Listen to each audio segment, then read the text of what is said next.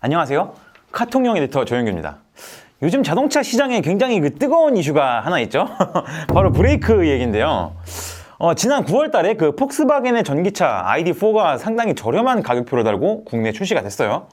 근데 이 차의 뒷바퀴에 드럼 브레이크라는 요즘 시대에는 거의 쓰이지 않는 이런 옛날 방식의 브레이크를 채택해서 지금까지 좀 굉장히 많은 말들이 좀 나오고 있어요. 이게 자동차 매체부터 유튜브 채널, 각종 커뮤니티에서도 지금 많은 논쟁을 좀 낳고 있고, 이게 비단 우리나라뿐 아니라 해외에 출시됐을 때도 정말 얘기가 엄청 많았거든요. 그래서 오늘은 저처럼 공학이라던가 과학 이런 거랑 완전히 담쌓고 살아온 공돌이나 차쟁이 같은 환자관점이 아닌 진짜 아무것도 모르는 이런 문과생의 눈으로 드럼 브레이크랑 디스크 브레이크가 뭐고 구조가 어떻게 되는 건지, 이런 것들이 또 어떤 원리로 작동하는 건지 최대한 이해하기 쉽게 한번 제가 설명을 해보려고 합니다. 일단 이 문제를 알기 위해서는 브레이크의 대표적인 두 가지 방식인 드럼 브레이크와 디스크 브레이크가 어떻게 작동하는지를 먼저 좀 이해를 하고 넘어가야 할 텐데요.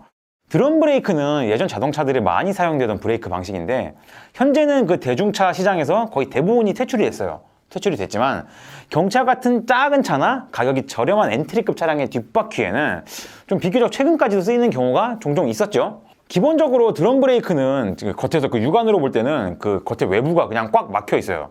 완전 밀폐된 구조인데, 그래서 실제로는 내부에서는 어떻게 움직이는지 알 수가 없어서 제가 정말 알기 쉽게 설명해 드리자면 원리는 간단합니다. 일단 이해하기 쉽게 이 통을 예로 들어보면, 자동차 바퀴랑 연결되는 이 차축 부분에 이렇게 동그란 원형 드럼통이 올라가요. 바퀴랑 같이 굴러가는 이 드럼통 안쪽에 실린더가 있고, 그 양옆으로는 이렇게 드럼을 잡아주는 라이닝, 이 브레이크 슈가 이렇게 딱 곡선으로 이렇게 자리 잡고 있어요.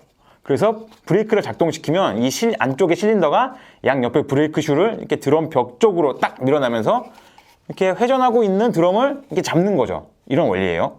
반면 디스크 브레이크, 이건 드럼 브레이크랑 다르게 브레이크 구조가 외부로 완전히 드러나 있는 방식이에요. 우리가 자동차 바퀴를 보면 동그란 디스크 로터와 그걸 잡아주는 캘리퍼를 확인할 수 있거든요. 이건 드럼처럼 까보지 않아도 그냥 누구나 봐도 겉에서 육안으로 바로 보이는 이런 구조를 갖고 있어요.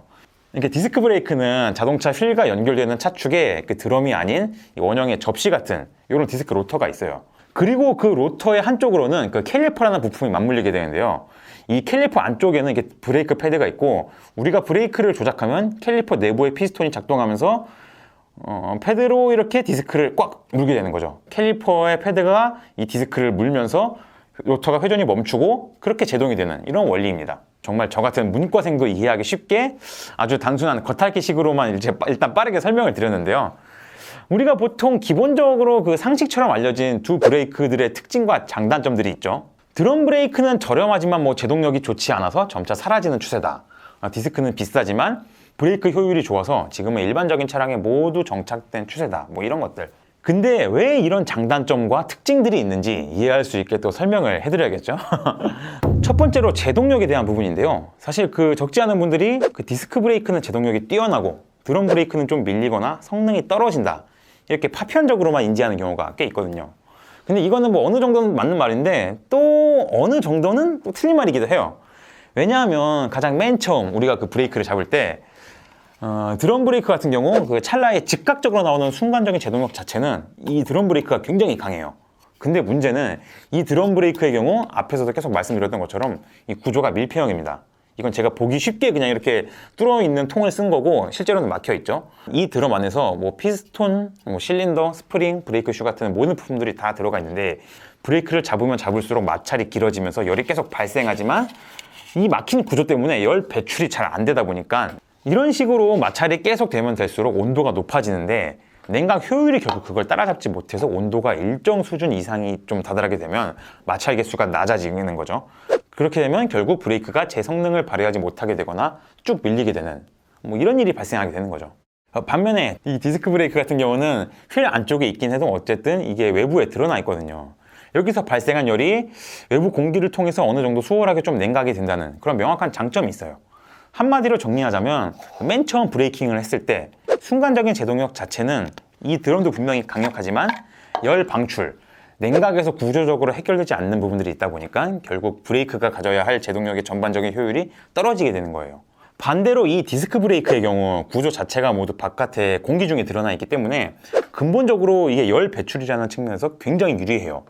그러다 보니까 연속적인 브레이킹을 하면서 제동력을 상실하게 되는 그 한계 지점까지 도달하는 과정이 뭐 드럼이 한 이만큼이라면 디스크는 뭐 이만큼으로 더 길고 여유가 있다는 거죠. 그리고 우리가 두 번째로 제동력 말고도 또 하나 살펴봐야 할 게 있는데 바로 가격, 제작 원가 부분입니다.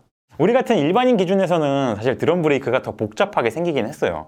반면 디스크 브레이크는 눈으로 봤을 때는 이제 딱 디스크 로터 한 장이랑 그거 잡아주는 캘리퍼 딱 이것만 딸랑 있는 것처럼 보이니까 뭔가 더 복잡해 보이는 드럼이 비쌀 것 같은데 디스크의 제작 단가가 더 많이 들어가는 이유가 있어요. 디스크는 구조 특성상 그 로터랑 캘리퍼가 모두 바깥에 드러나 있기 때문에 이게 외부에서 날아오는 흙이나 뭐 먼지부터 물, 이물질 같은 것들을 모두 그냥 생으로 받아내야 되거든요.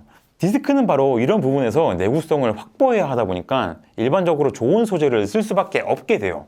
그리고 단순해 보이는 이 캘리퍼 같은 경우도 주물로 제작하고 또 안에 들어가는 피스톤 같은 작은 부품들 하나하나도 단가가 엄청나게 세거든요.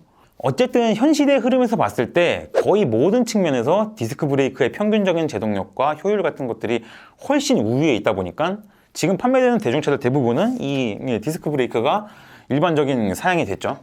그럼 다시 본론으로 돌아와서 이번 폭스바겐 ID4의 그 뒷바퀴 드럼 브레이크 논란은 바로 이렇게 요즘 시대의 흐름에 맞지 않는 방식을 채택했다는 부분이 일단 먼저 화두가 되고 있는 것 같은데요. 근데 폭스바겐이 제시하는 근거도 굉장히 명분이 있어요. 바로 그 전기차의 핵심 기술 중 하나인 회생 제동 때문인데 쉽게 말해서 내연기관 차량의 경우 그 악셀에서 발을 딱 떼도 기본적으로 차가 굴러가는 속도가 어느 정도 유지가 되지만 전기차는 악셀에서 발을 딱 떼는 순간 이 운동 에너지를 전력으로 다시 보충해주는 이 회생제동 시스템이 작동하기 때문에 마치 브레이크를 밟은 것처럼 속도가 확 느려지는 이런 작동 원리가 있습니다.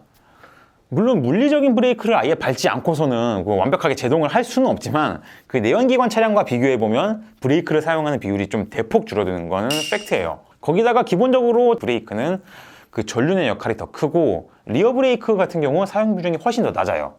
그리고 이게 전기차로 오면 그렇지 않아도 회생제동 시스템이 더해지다 보니까 실제로 그 앞뒤 브레이크 사용 비율이 뭐 앞이 9, 뒤 1 거의 이 정도까지 된다고 하더라고요.